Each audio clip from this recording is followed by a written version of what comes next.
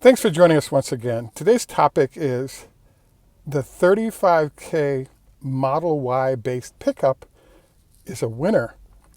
And the Cybertruck will be there for the 150K customers, but that vehicle added to the lineup would definitely win a huge number of buyers each year.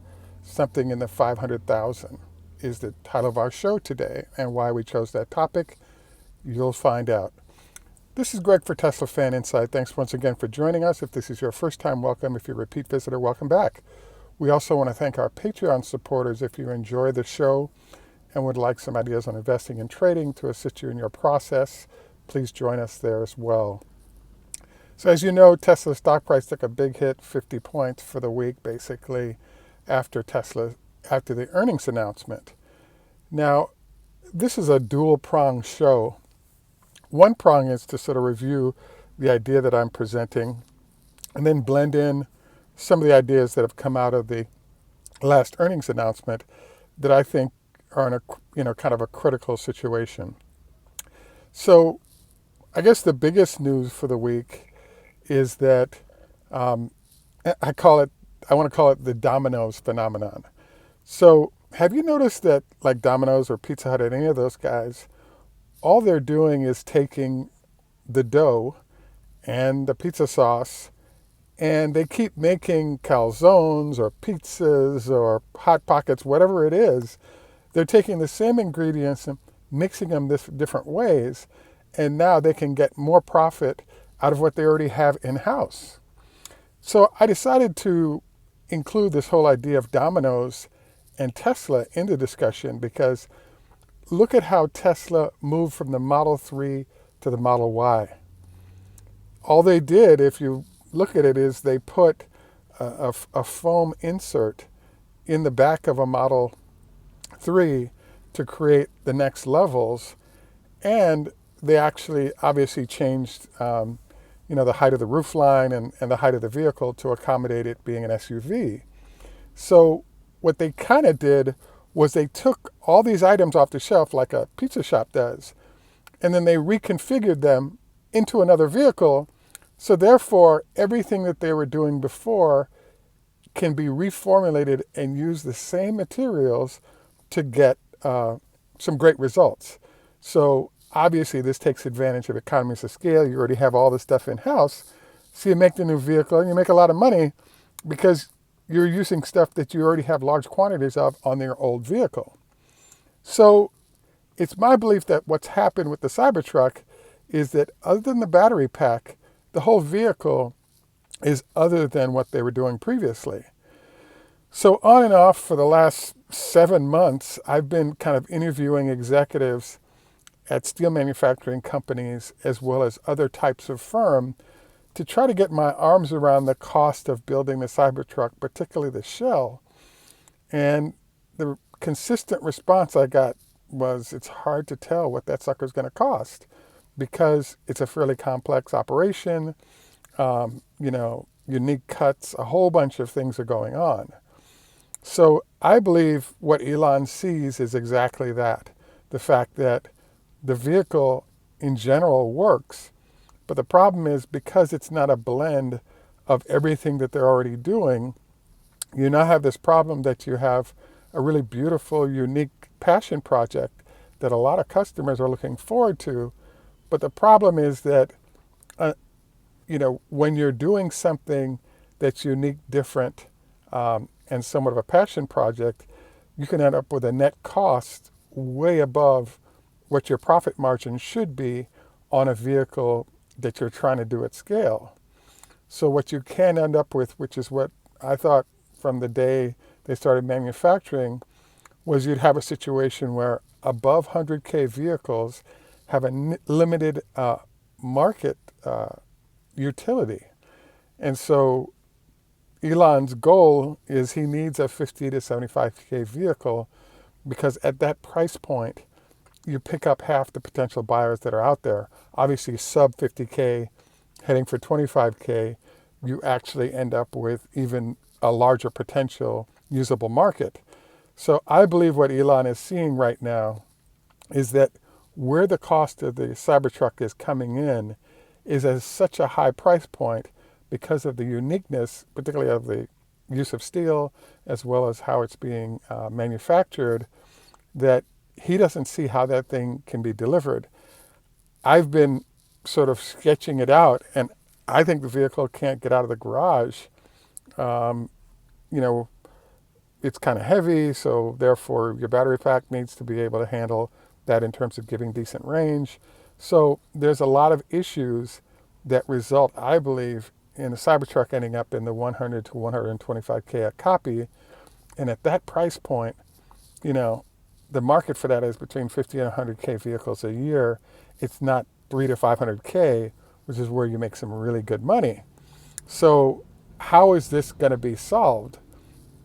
Well, you know, you could play around with things like, economies of scale, or there are other techniques one could use in theory to get this cost down, but the steel costs a certain amount. It has to be cut to be put in place. So once you're done with all of this, you're just over the price point that makes sense.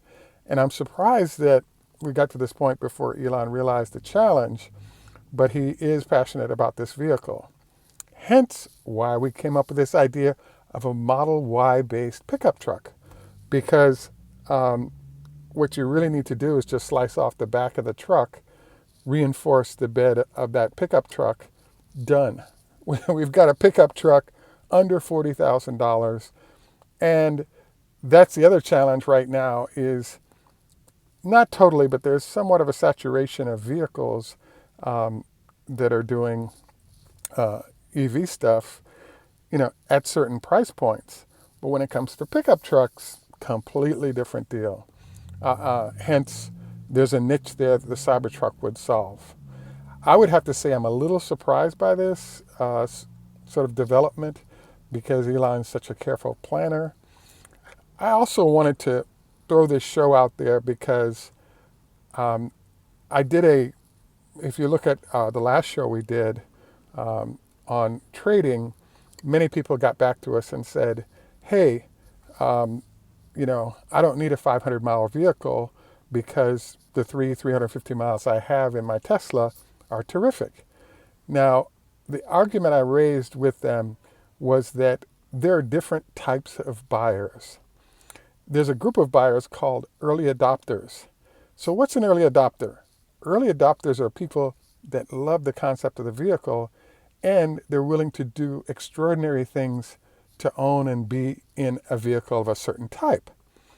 So an example that I thought I'm still scratching my head on is there's a guy who owns one of the early BMW, whatever, I'll call it the 3.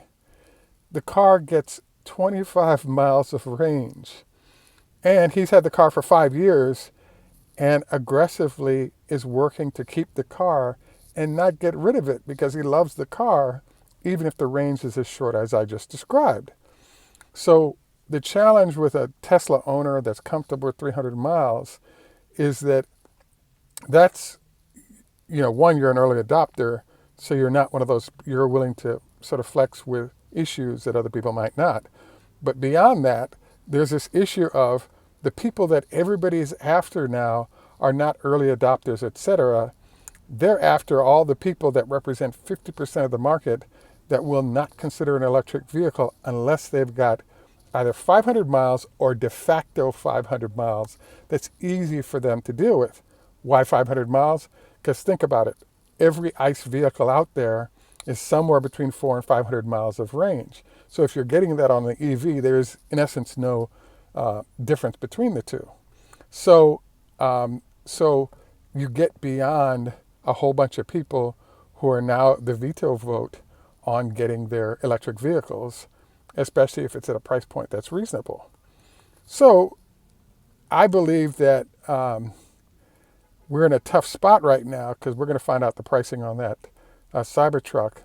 And Elon kind of has two choices. Choice number one, make it competitively priced in the 70 to 80K range and take, 20 to 25K hit on each vehicle.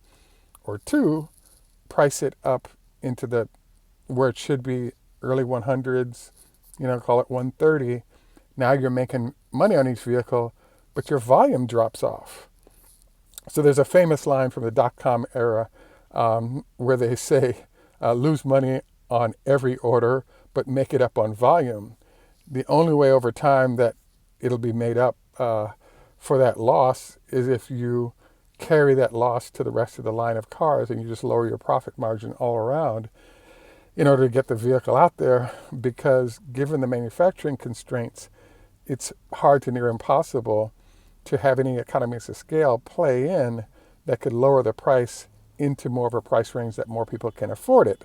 So I hence really feel like where we're at is drug dealers need a bulletproof car. 90% of America doesn't need a bulletproof vehicle, so there's no need to carry all the extra weight associated with the glass and the skin that it takes to do that.